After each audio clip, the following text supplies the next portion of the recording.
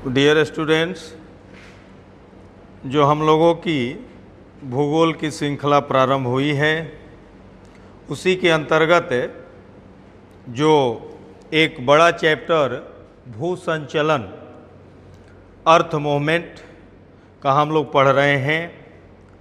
पिछले वीडियोज में आपने देखा कि उसमें अर्थ मूवमेंट से संबंधित चाहे ज्वालामुखी हो चाहे भूकंप हो, इसके विषय में हम लोगों ने विस्तार से चर्चा की थी।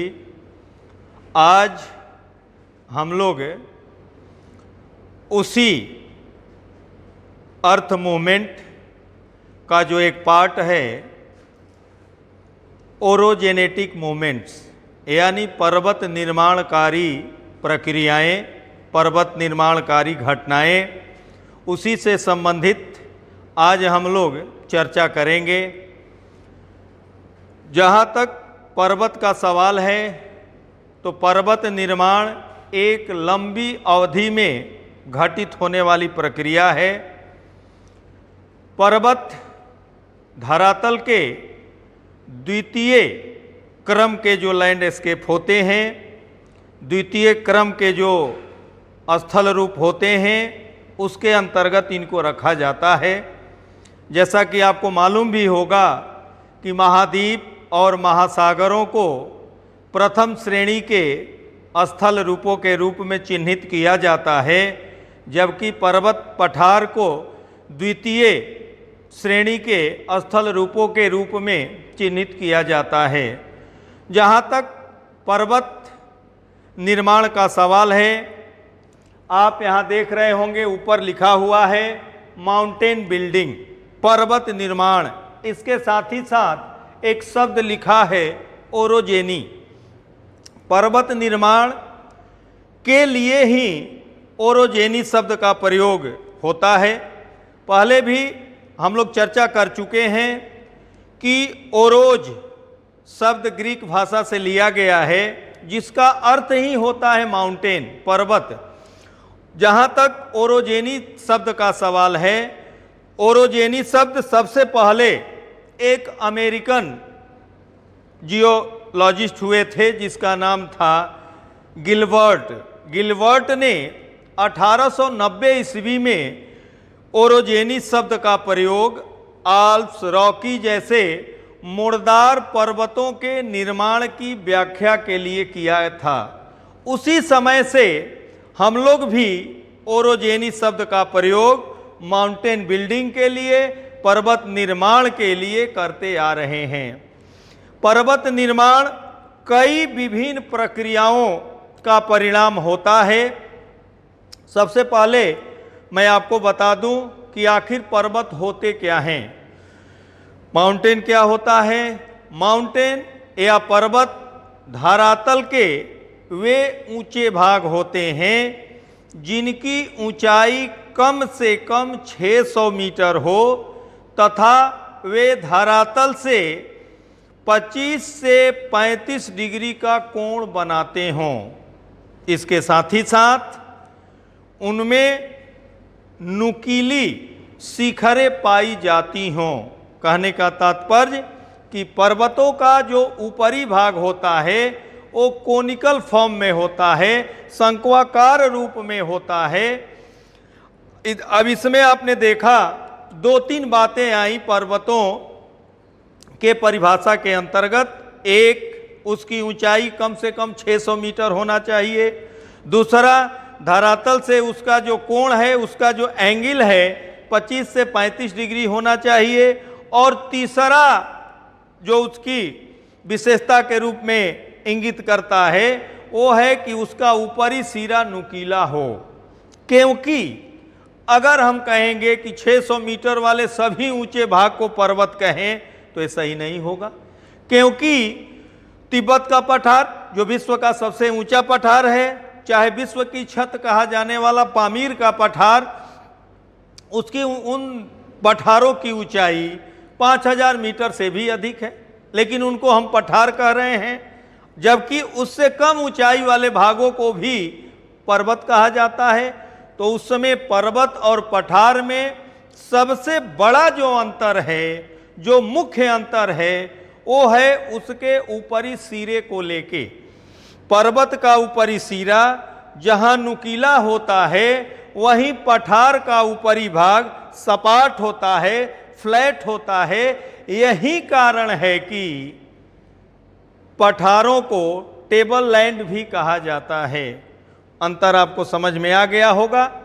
जहां तक पर्वतों के विभाजन की बात है, तो इसको कई आधारों पर विद्वानों द्वारा विभाजित किया गया है, लेकिन यहाँ हम लोग केवल उन्हीं वर्गीकरणों की चर्चा करेंगे जो एग्जाम के दृष्टि से बहुत महत्वपूर्ण हैं।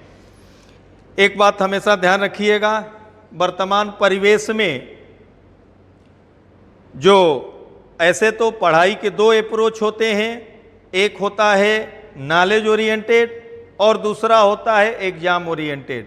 लेकिन वर्तमान परिवेश में सभी का ध्यान नॉलेज ओरिएंटेड से हटकर एग्जाम ओरिएंटेड की ओर ज़्यादा जा रहा है। सभी का ध्यान उसी बात को हाईलाइटेड करने में लगा है कि कौन सी बातें, कौन से तथ्य एग्जाम में ज़्यादा पूछे जाते हैं। हम लोग भी धीरे धीरे इसी अप्रोच में आए। हालांकि पर्वत निर्माण से संबंधित बहुत ही ज़्यादा तथ्य हैं।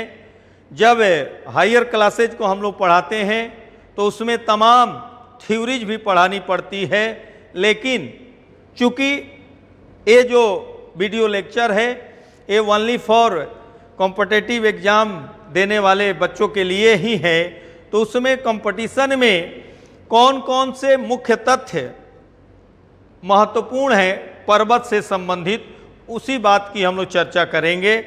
अब इसमें जो है, इसमें आप देख रहे होंगे कि पहला जो विभाजन किया गया है वो है on the basis of geographical situation. भौगोलिक स्थिति के आधार पर पर्वतों का जो वर्गीकरण प्रस्तुत किया गया है, उसमें पर्वतों को हम 5 वर्गों में रख सकते हैं। पहला है कॉर्डिलेरा। कॉर्डिलेरा विभिन्न युगों में विभिन्न प्रक्रियाओं द्वारा निर्मित पर्वतों को कॉर्डिलेरा कहा जाता है। इसका सबसे सही उदाहरण पश्चिमी उत्तर अमेरिका में आपको देखने को मिलता है। इसे पैसिफिक कॉर्डिलेरा भी कहा जाता है। दूसरा है आपका माउंटेन सिस्टम। माउंटेन सिस्टम एक ही युग में, ध्यान से सुनिएगा, एक ही युग में निर्मित विभिन्न पर्वतों के समूह को माउंटेन सिस्टम कहा जाता है, पर्वत तंत्र कहा जाता है। इसका सबसे अच्छा उदाहरण आपका अपलेशियन क्षेत्र है। अपलेशियन पर्वत उत्तर अमेरिका के पूर्वी भाग में स्थित है। वो माउंटेन सिस्टम का सबसे अच्छा एग्जाम्पल है। तीसरा है आपका माउंटेन रेंज। माउंटेन रेंज एक ही काल में एक ही प्रक्रिया द्वारा विभिन्न पर्वतों के समानांतर अवस्थिति को माउंटेन रेंज कहा जाता है, पर्वत श्रेणी कहा जाता है। इसका सबसे अच्छा उदाहरण आपके पास है हिमालय। हिमालय आप जानते हैं कि 3 समानांतर श्रेणियों में स्थित है। अगर हम नॉर्थ से साउथ की ओर आते हैं तो पहले greater Himalaya, second lesser Himalaya and सबसे नवीनतम जो भाग है वो है शिवालिक। तो इस तरह से जब एक ही प्रक्रिया द्वारा एक ही काल में एक ही पर्वत की विभिन्न समानांतर श्रेणियों का निर्माण होता है तो उसे हम माउंटेन रेंज कहते हैं। फोर्थ है आपका माउंटेन ग्रुप। विभिन्न पर्वत जो अलग अलग समय में निर्मित हुए हों अलग अलग प्रक्रियाओं द्वारा निर्मित हुए हों तथा अव्यवस्थित रूप में उस क्षेत्र में स्थित हों, ऐसे पर्वतों के समूह को माउंटेन ग्रुप कहा जाता है। इसमें कोई निश्चित नहीं है कि एक ही तरह का पर्वत रहेगा। फोल्डेड माउंटेन भी हो सकता है, ब्लॉक माउंटेन भी हो सकता है, वोल्केनिक माउंटेन भी हो सकता है। फिफ्थ आपका माउंटेन रिज, पर्वतीय कटक। कटक जब मैं ज्वालामुखी पढ़ा रहा था उसमें भी यह शब्द आया था, कटक रिज। वह पर्वत जो लंबाकार रूप में विस्तृत हो उसको माउंटेन रिज कहा जाता है, पर्वतीय कटक कहा जाता है। तो इस तरह से आपने देखा कि ज्योग्राफिकल सिचुएशन के आधार पर हम लोग Cordillera, mountain system, mountain range, mountain group and mountain ridge, पर्वतीय कटक के रूप में हम लोगों ने विभाजित किया। दूसरा है on the basis of structure, composition and origin. इसको संक्षिप्त में अगर कहा जाए कि पर्वतों का वर्गीकरण उत्पत्ति के आधार पर, सबसे महत्वपूर्ण वर्गीकरण ही है और इससे ज्यादा क्वेश्चन भी आप में पूछा जाता है। उत्पत्ति के आधार पर मेनली 4 होता है, लेकिन कई विद्वानों ने इसमें एक एडिशन किया है, इस नाते हम भी इसको 5 प्रकारों में विभाजित करके चर्चा कर रहे हैं। पहला है फोल्डेड माउंटेन, मोड़दार या बलित पर्वत। जब आपने वीडियो देखा होगा, एक बात हमेशा ध्यान रखिए कि एक वीडियो को कम से कम 3 बार देखिए, क्योंकि 3 बार देखने पर 3 दृष्टिकोण होते हैं। पहला दृष्टिकोण कि आपने उसको देख लिया, आप में भाव पैदा होगा कि इसमें से कौन कौन मुख्य पॉइंट है। दूसरी बार आपने देखा, उसमें से मुख्य पॉइंट नोट कर लिया आपने, और तीसरा रिवीजन के लिए रखिए, 2-4 दिन बाद तीसरी बार देख लीजिए, आपका वो टॉपिक कंप्लीट। अब जैसे मैं पहले ये भी बताया हूं कि ज्योग्राफी इंट्राडिसिप्लिनरी सब्जेक्ट है, इसमें एक तथ्य समझ में आने के बाद दूसरे तथ्य, दूसरे फैक्ट्स अपने आप आसान होते चले जाते हैं, क्योंकि सब आपस में इंटरलिंक्ड हैं। इसलिए आप प्रयास कीजिए कि ये क्रम जो वीडियो लेक्चर का आपके पास जा रहा है उस क्रम में ही आगे पढ़ते चलिए, क्योंकि हम लोग जब ये लेक्चर तैयार करते हैं तो ये ध्यान रहता है, 2 बात हम लोग हमेशा ध्यान रखते हैं।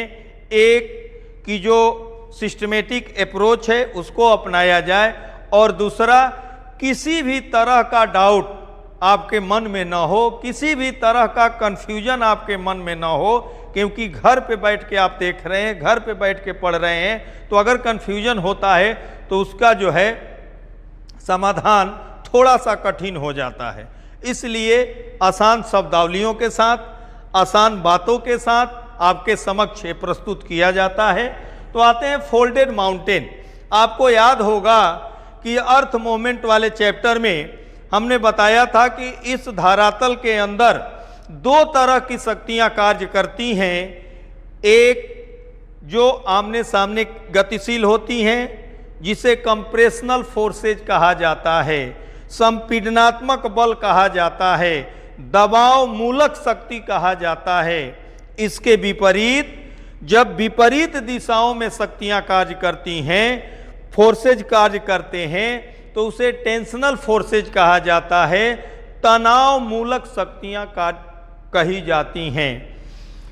जहां तक फोल्डेड माउंटेन का सवाल है, इस फोल्डेड माउंटेन के निर्माण से संबंधित तमाम विद्वानों ने अपने अपने सिद्धांत प्रस्तुत किए हैं, चाहे वो हॉल एवं डाना हो, चाहे इवांस हो, चाहे सुसर्ट हो, चाहे जेफ्रीज हो जिन्होंने तापीय संकुचन सिद्धांत दिया, डेली ने महाद्वीपीय फिसलन सिद्धांत दिया, अर्थर होम्स ने तापीय संवहन धाराओं का सिद्धांत दिया, कोबर का बड़ा चर्चित भूसन्नति सिद्धांत।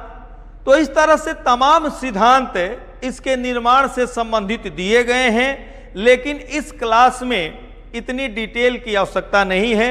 जब हम लोग एमए क्लासेज वगैरह पढ़ाते हैं, जियोमॉर्फोलॉजी के रूप में इसको पढ़ाते हैं, तब एक एक सिद्धांत की हम लोग चर्चा करते हैं। लेकिन यहाँ मैं उतना ही बताऊंगा जिससे आपके एग्जाम में, खास करके प्रतियोगी परीक्षाओं में आने वाली बातें, आने वाले तथ्य, आने वाले प्रश्न का समाधान हो सके। फोल्डेड माउंटेन का निर्माण धरातल के अंदर कंप्रेशनल फोर्सेज के कारण होता है। एक बात हमेशा ध्यान रखिएगा कि जो ये पर्वत निर्माण होता है, पहले भी मैं बताया हूं, इसके पीछे बाह्य शक्तियों का कोई योगदान नहीं होता है। पर्वत का निर्माण धरातल के अंदर जनित, धरातल के अंदर गतिशील, धरातल के अंदर क्रियाशील शक्तियों का ही परिणाम होता है। वे शक्तियां धरातल के अंदर क्रियाशील होती हैं, लेकिन उसका जो रिजल्ट आता है वो धरातल के ऊपर दृष्टिगत होता है। तो चाहे कोई भी पर्वत हो, किसी भी, पहले भी मैं बताया, किसी भी तरह का निर्माण कार्य हो, उसमें धरातल के अंदर क्रियाशील शक्तियों का ही योगदान होता है। इसी से तो इसको क्रिएटिव फोर्सेज कहा जाता है। हाँ, पर्वतों के स्वरूप निर्धारण में बाह्य शक्तियों का योगदान होता है, क्योंकि कोई पर्वत का निर्माण हुआ तो आप जानते हैं कि इस प्रकृति में विकास और विनाश साथ ही साथ चलता है। तो पर्वत का निर्माण हुआ, उसमें तमाम बाह्य शक्तियां, कटाव की शक्तियां क्रियाशील हो जाती हैं, जिससे कि धीरे धीरे पर्वतों की ऊंचाई कम होने लगती है। तो फॉर्मेशन में उनका योगदान नहीं होता है बाह्य शक्तियों का, लेकिन पर्वतों के स्वरूप निर्धारण में उनकी महत्वपूर्ण भूमिका होती है। धरातल के अंदर आप कल्पना कीजिए कि दो शक्तियां आमने सामने क्रियाशील हो रही हैं। इस कंप्रेशनल फोर्सेज के कारण फोल्डेड माउंटेन का निर्माण होता है। अब जैसे एक एग्जाम्पल के द्वारा आपको समझाएं और अच्छे से समझ में आ जाएगा। आज जो हिमालय आप देख रहे हैं, यहाँ पहले कभी एक बड़ा सागर हुआ करता था जिसका नाम था टेथिस। टेथिस से हिमालय का निर्माण हुआ। इस पे अनेक विद्वानों ने अपने अपने मत प्रतिपादित किए हैं। एक सिद्धांत है वेगनर का महाद्वीपीय विस्थापन सिद्धांत। उन्होंने बताया कि पूरा महाद्वीप आपस में जुड़ा था, उसको पैंजिया कहा गया। पैंजिया दो भाग में टूट गया, उत्तर भाग लॉरेंसिया या अंगारा लैंड, दक्षिणी भाग गोंडवाना लैंड, और बीच का जो भाग जहां से पैंजिया टूटा था वो टेथिस सागर बन गया। जब गोंडवाना लैंड का प्रवाह उत्तर की ओर हुआ तो टेथिस सागर में हजारों साल से विभिन्न नदियों द्वारा जो कंकड़, मिट्टी, बालू, पत्थर इत्यादि ले आके जमा किया गया, उस पर धीरे धीरे दबाव पड़ने लगा और वो जो अवसाद, वो जो सेडिमेंट, वो जो कंकड़, मिट्टी, बालू, पत्थर उस टेथिस सागर में जमा था, वो धीरे धीरे ऊपर उठने लगा। जब कंप्रेशनल फोर्सेज कार्य करते हैं तो अवसादों में फोल्ड हो जाता है, वलन का निर्माण हो जाता है, मोड़ का निर्माण हो जाता है। इसलिए ऐसे उत्थित भागों को फोल्डेड माउंटेन कहा जाता है। इसके बाद जो सर्वमान थ्योरी है, जो इसी आधार पर टिकी भी हुई है, विस्थापन पर, ड्रिफ्ट पर, प्लेट टेक्टोनिक्स के अनुसार टेथिस सागर में हजारों नदियां गिरती थी।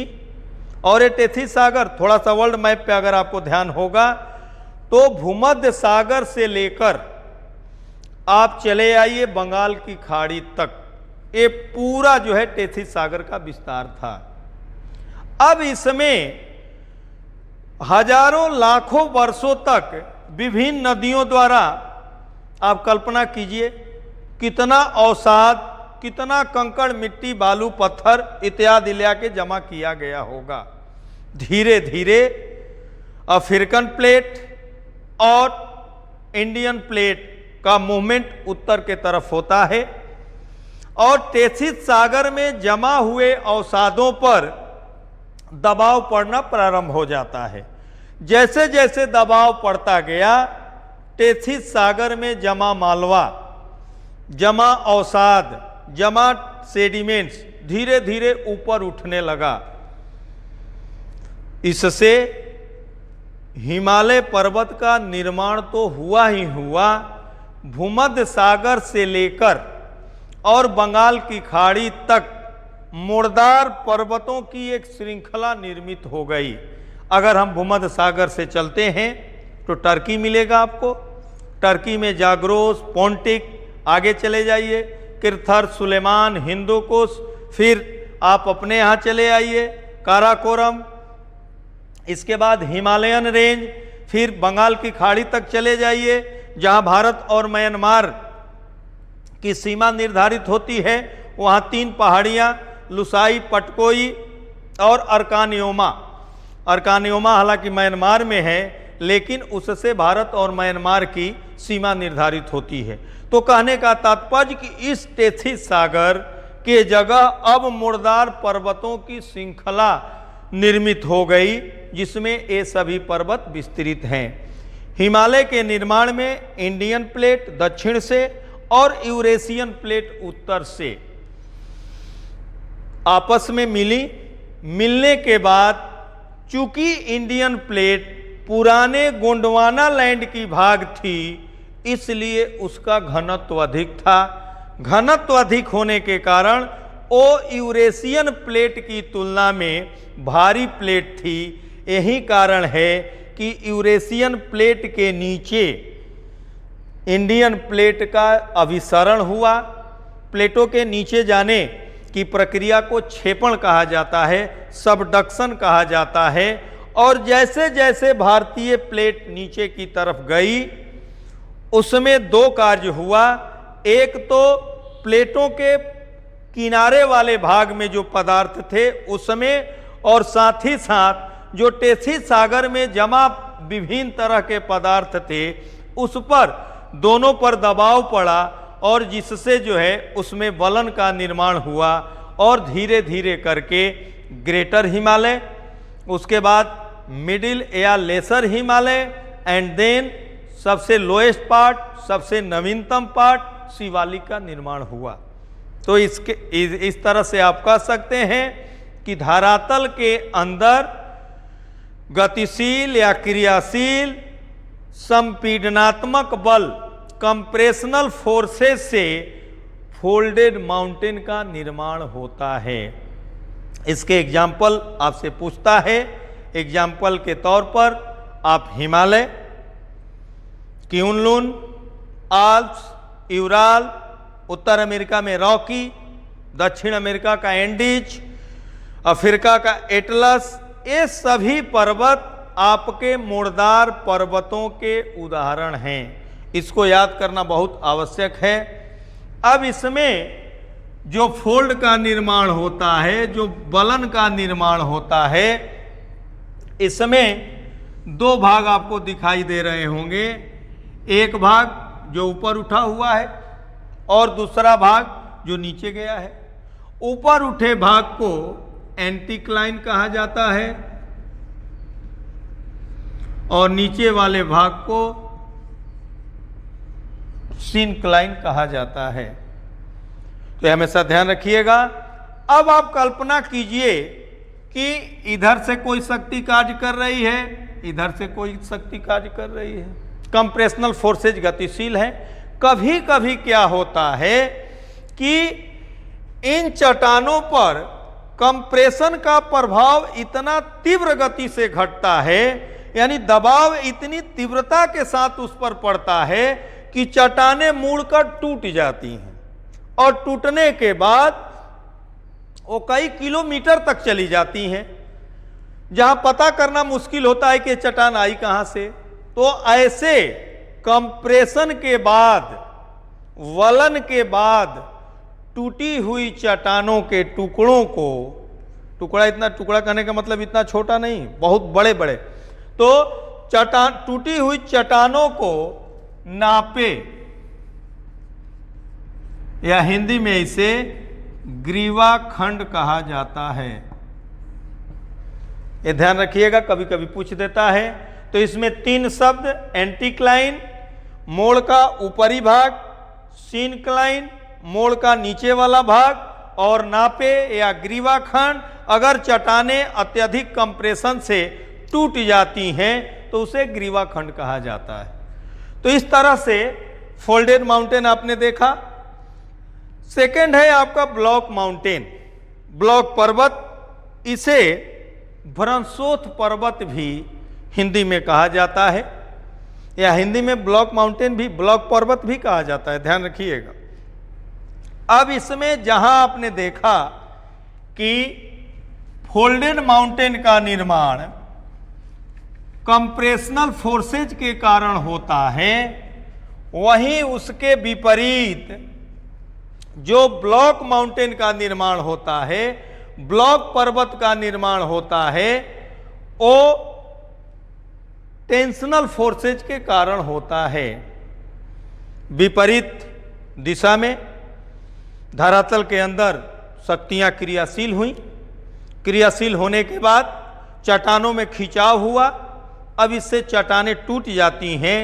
टूटने के बाद जिस रेखा के सहारे, जिस लाइन के सहारे टूटती हैं चट्टानें, उसी को भ्रंश कहा जाता है, फॉल्ट कहा जाता है। यही कारण है कि ब्लॉक पर्वत को भ्रंशोथ पर्वत भी कहा जाता है, क्योंकि इसका निर्माण उसी भ्रंश के सहारे होता है। Block mountain, tensional forces.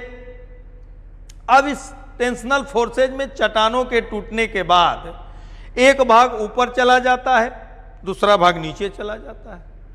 जब ऊपर चला जाता है उसी को ब्लॉक माउंटेन कहा जाता है, और जो नीचे गया उसे रिफ्ट वैली कहा जाता है, रिफ्ट घाटी कहा जाता है। तो ये ध्यान रखिएगा।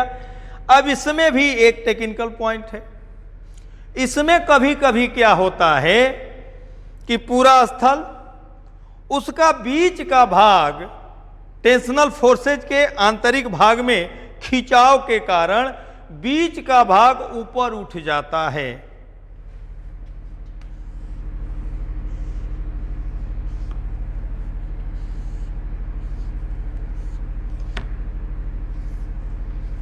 बीच का भाग ऊपर उठ जाता है।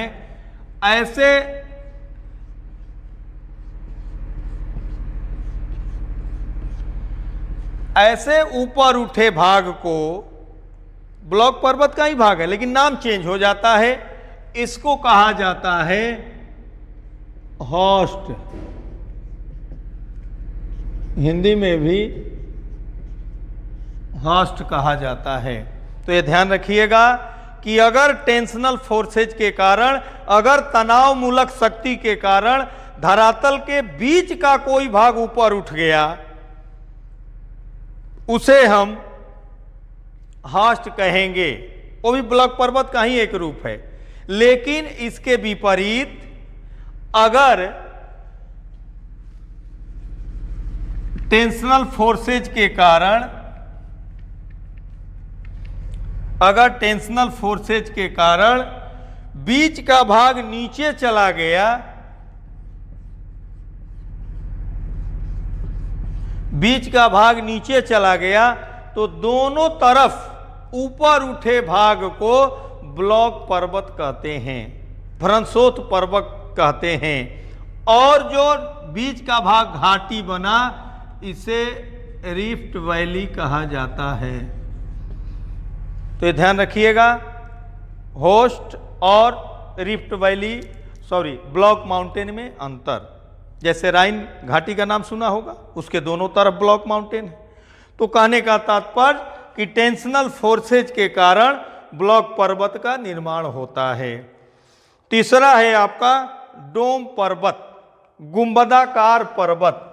एक बात ध्यान रखिएगा कि किसी भी कारण से अगर गुंबदों का, ऊंचे गुंबदों का निर्माण होता है, कारण कुछ भी हो, तो वैसे ऊंचे भागों को डोम माउंटेन कहा जाता है।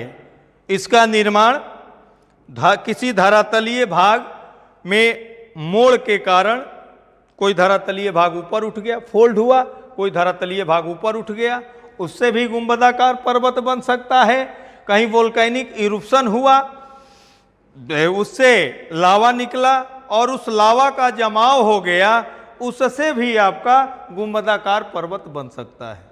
इसीलिए मैंने कहा कि किसी भी कारण से अगर ऊंचे ऊंचे गुंबदों का निर्माण होता है जिसे आप पर्वत कह सकते हैं, तो वैसे पर्वतों को गुंबदाकार पर्वत कहा जाता है।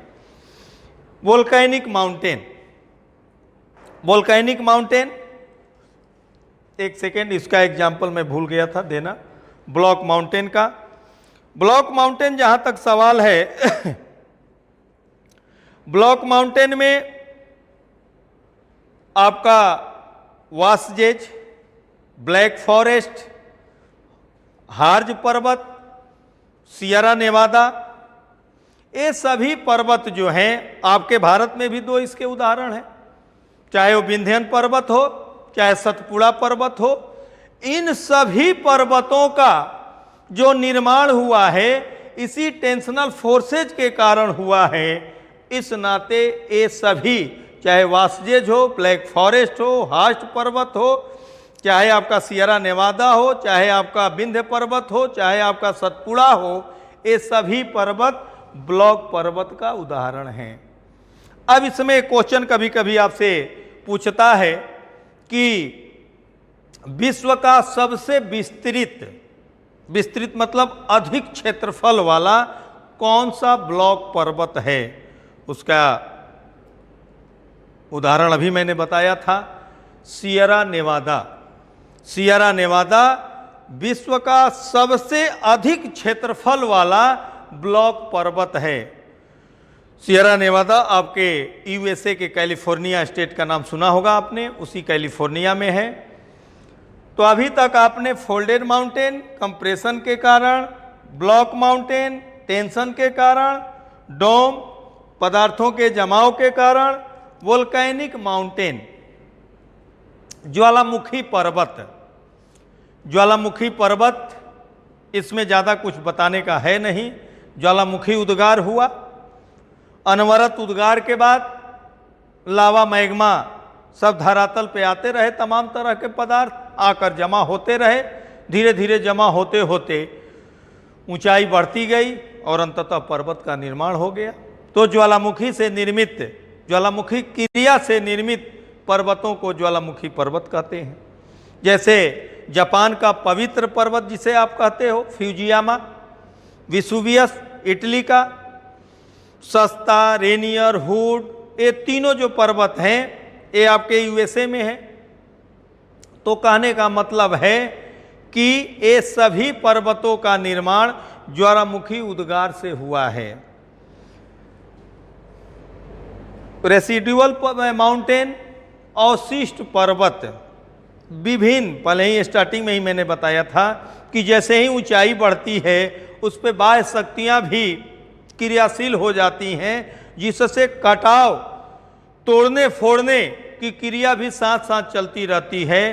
तो जब तक ऊंचाई बढ़ने की दर अधिक रहती है तब तक तो ऊंचाई पर ज़्यादा प्रभाव नहीं पड़ता, लेकिन एक समय ऐसा आता है कि ऊंचाई की गति कम हो जाती है और अपर्दन की गति तेज हो जाती है, जिससे ऊंचाई में धीरे धीरे ह्रास होने लगता है।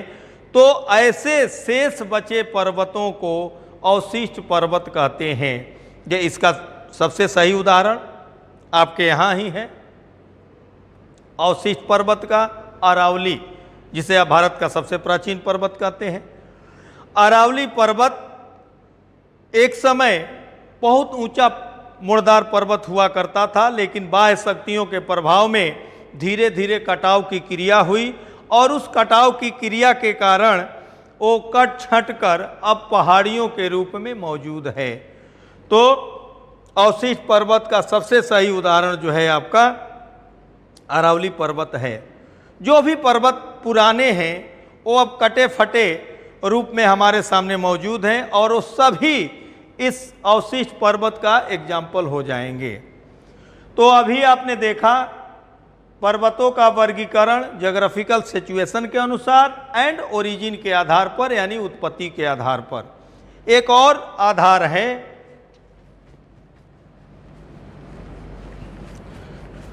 तीसरा जो आधार है, पर्वतों के निर्माण काल के आधार पर हम लोग विभाजित करते हैं।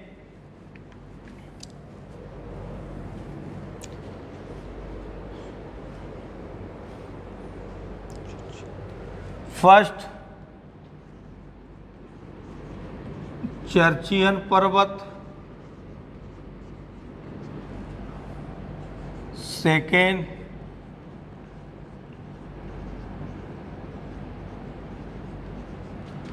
कैलिडोनियन पर्वत,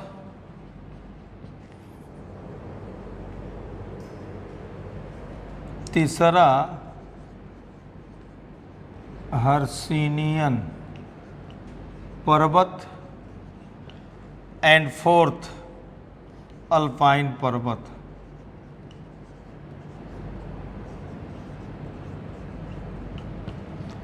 चार परीक्षा की दृष्टि से बहुत महत्वपूर्ण है, एग्जाम्पल इसका पूछता रहता है, इसलिए ध्यान से थोड़ा सुनिएगा।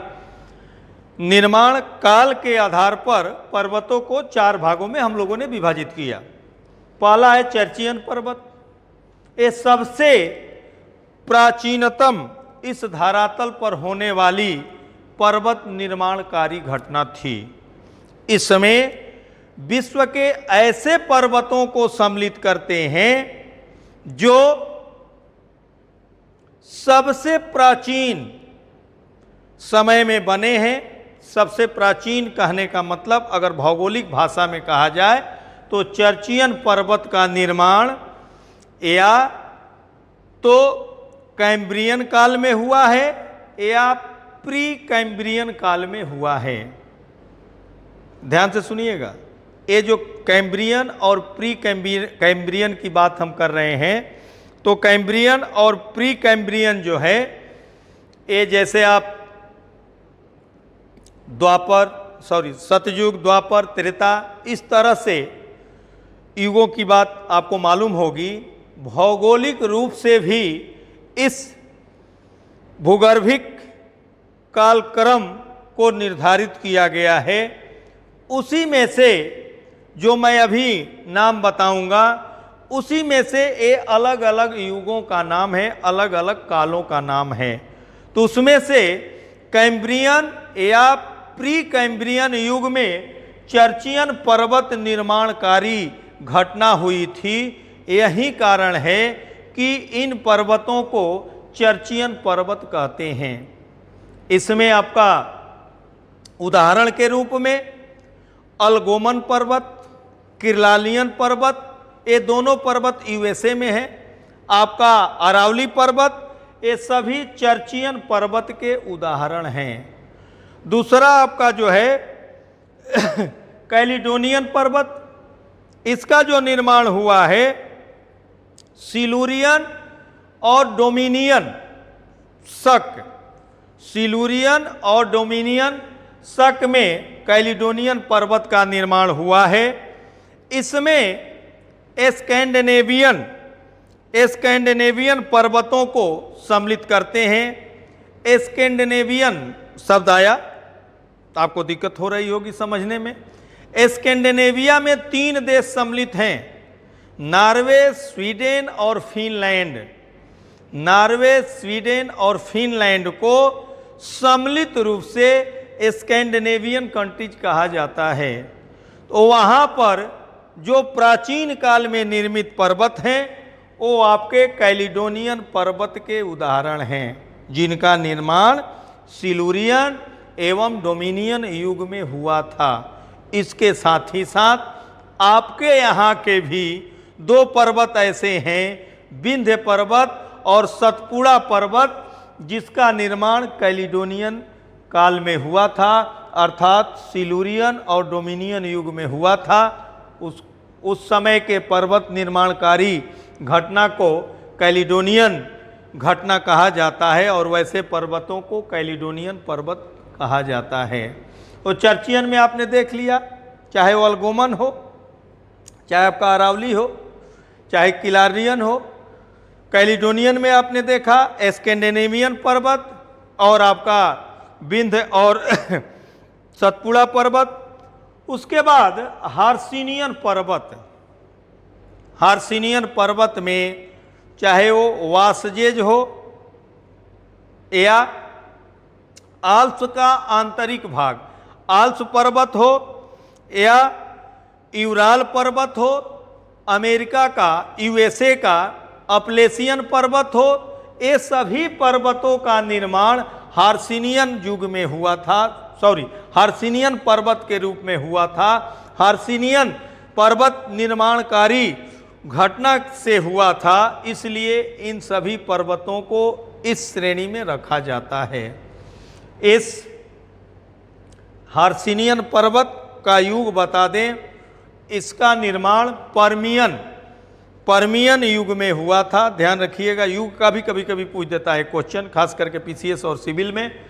तो पर्मियन युग में हार्सिनियन पर्वत का निर्माण हुआ था, जिसमें जो अभी मैंने बताया, चाहे वो यूराल हो, चाहे आपका अपलेशियन हो, चाहे वासजेज हो, ब्लैक फॉरेस्ट हो या आल्प्स का आंतरिक भाग, ध्यान रखिएगा आल्प्स के आंतरिक भाग का निर्माण इसी हार्सिनियन पर्वत के रूप में हुआ है। तो ये ध्यान रखना है। एंड लास्ट अल्पाइन पर्वत।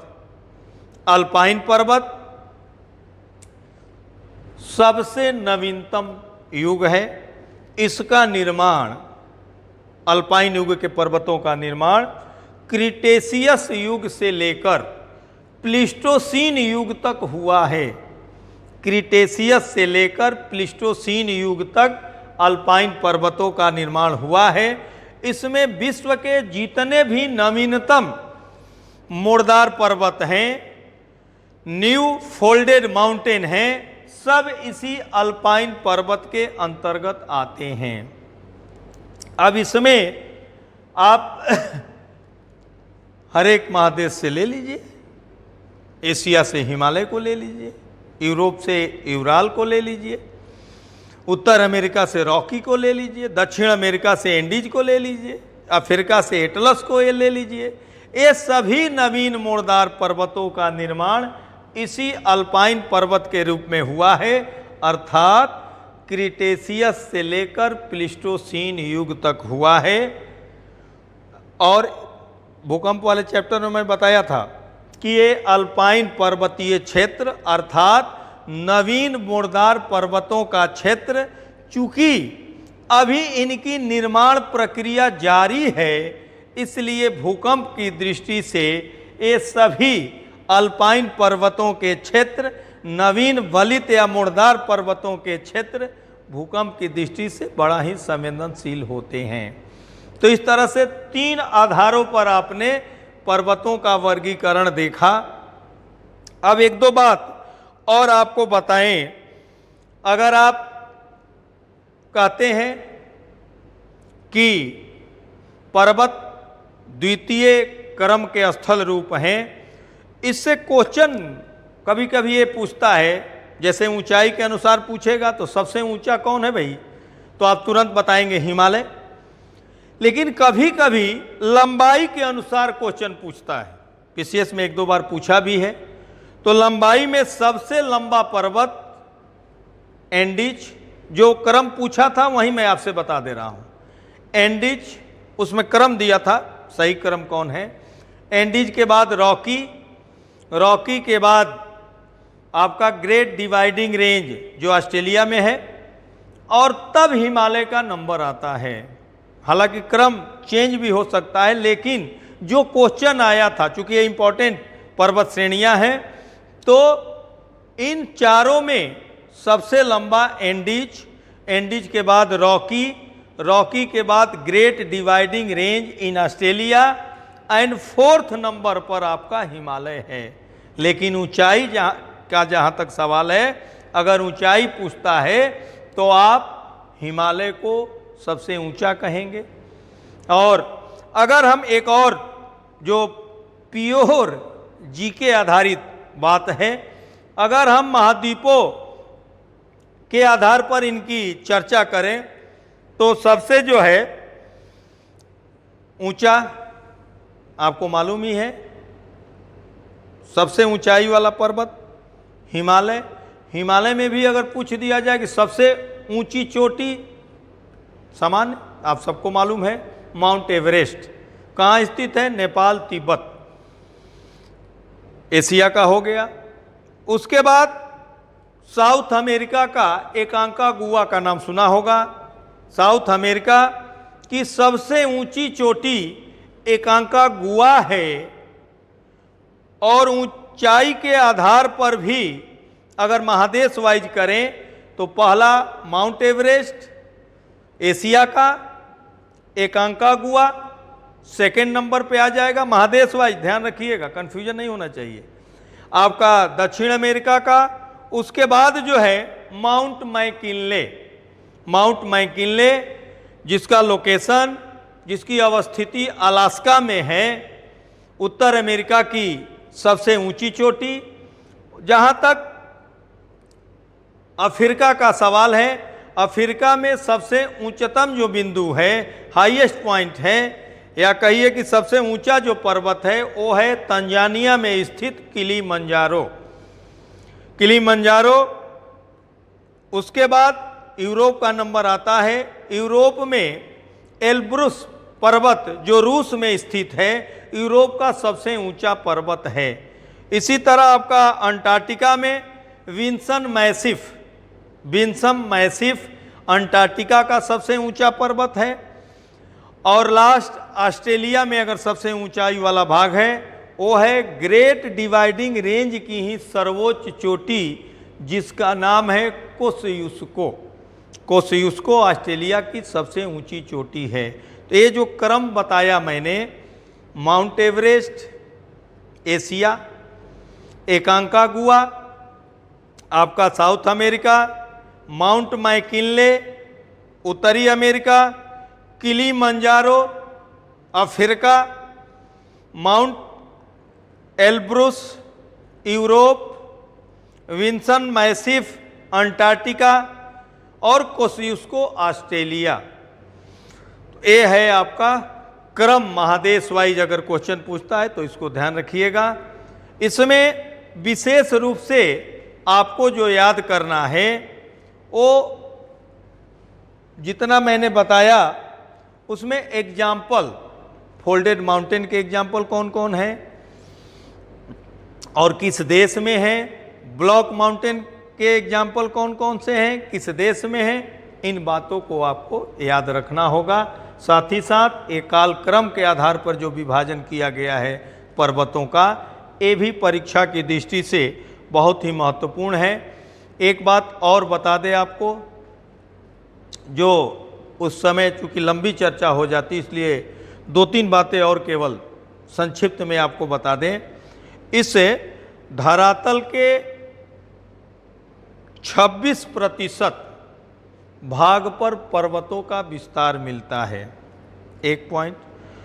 दूसरा जो पॉइंट है इसमें अभी वर्तमान में मानव जो है माउंटेन इकोसिस्टम को बहुत ज़्यादा प्रभावित किया है। जड़ी बूटी के नाम पर वहाँ के वनस्पतियों का विभिन्न उपयोगों के लिए बड़े स्तर पर ह्रास हुआ है। अब मानव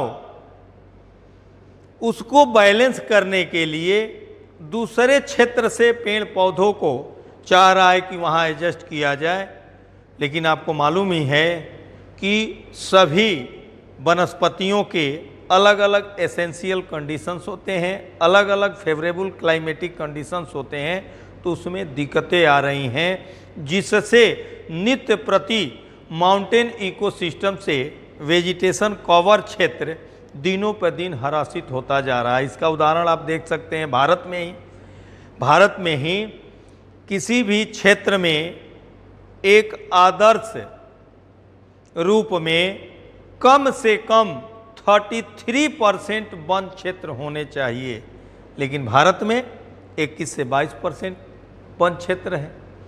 तो कहने का तात्पर्य है कि ये जो माउंटेन है हमारे लिए बहुत ही महत्वपूर्ण है।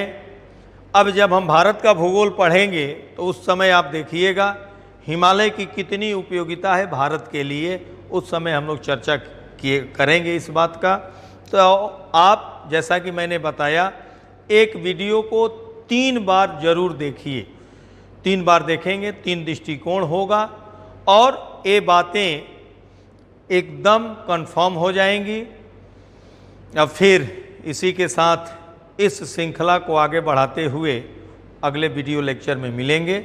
धन्यवाद।